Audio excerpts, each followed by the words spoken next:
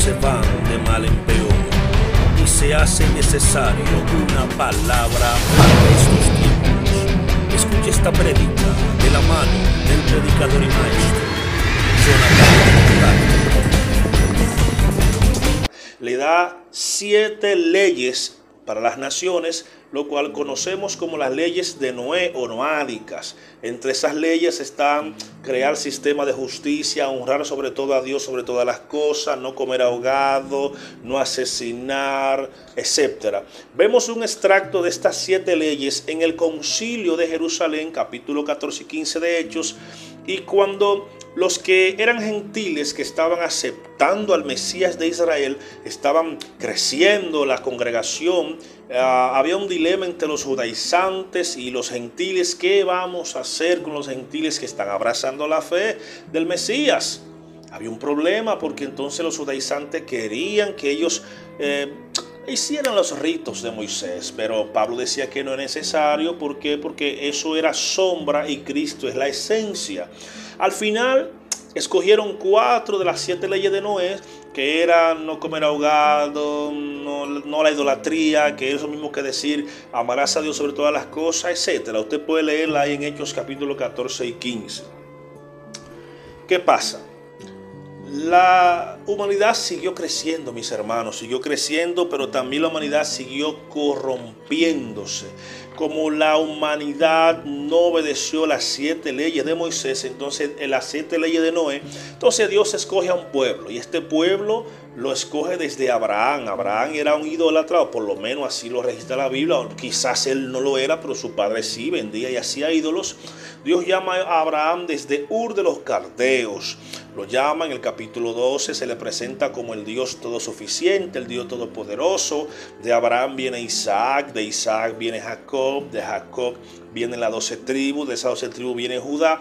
Moisés, pues Dios lo usa para darle el sistema de leyes, como le dije al principio, que iba a servir para que cuando un israelita o un hebreo pues cometiera un pecado, existían 5 animales que Dios permitía para el perdón, o por lo menos para cubrir esa falta, que era el becerro, el cordero, el cabrito, la tórtola y la paloma. Eso va a depender del estatus económico de la persona que cometiera la falta. Y esto duró muchos años, el sistema mosaico. Todo el que cumpliera, dice Hebreo, todo el que cumpliera esto sería un tzadik. Un tzadik es un justo.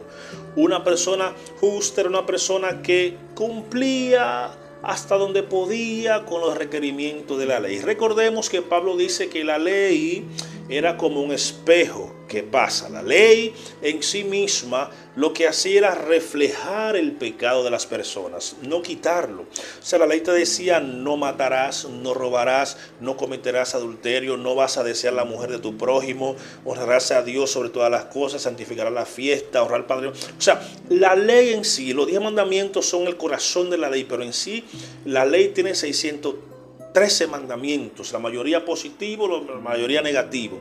Pero la ley simplemente presentaba el problema, no había forma de solucionar ese problema.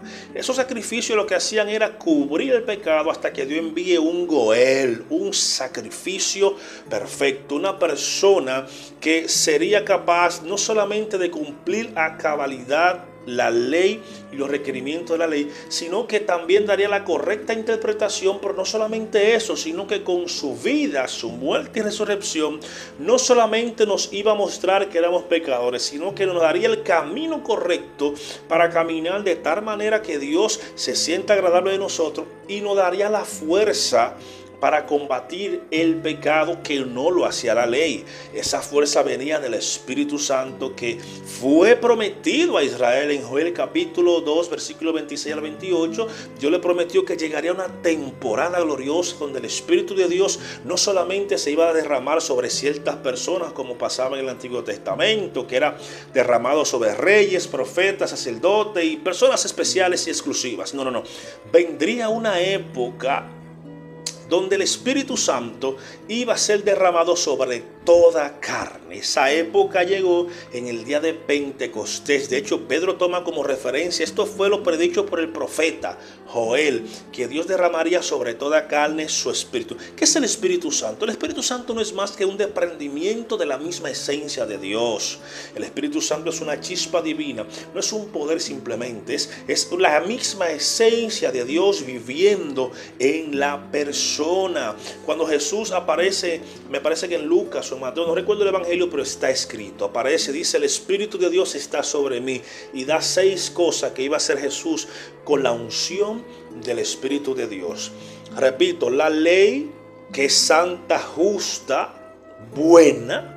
Dice Pablo, la ley es santa, justa y buena porque la ley presenta nuestra condición pecaminosa, presenta nuestra condición de humanidad caída, y además, sobre todo, la ley representa el corazón y el deseo de Dios, pero la ley no podía quitar los pecados. El libro de los Hebreos dice que la ley, no quitando los pecados, sino cubriéndola, Jesús pudo no solamente cumplir a cabalidad la ley, sino que nos dio la correcta interpretación de la ley. Pero no solamente eso, sino que murió, resucitó y nos dio el poder del Espíritu Santo para no solamente reconocer que somos pecadores, sino que podamos vencerlo con el poder del Espíritu Santo.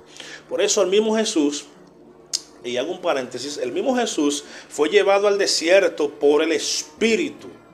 No para ser tentado, como dice la traducción de Reina Valera, no. Fue llevado por el Espíritu. ¿Para qué?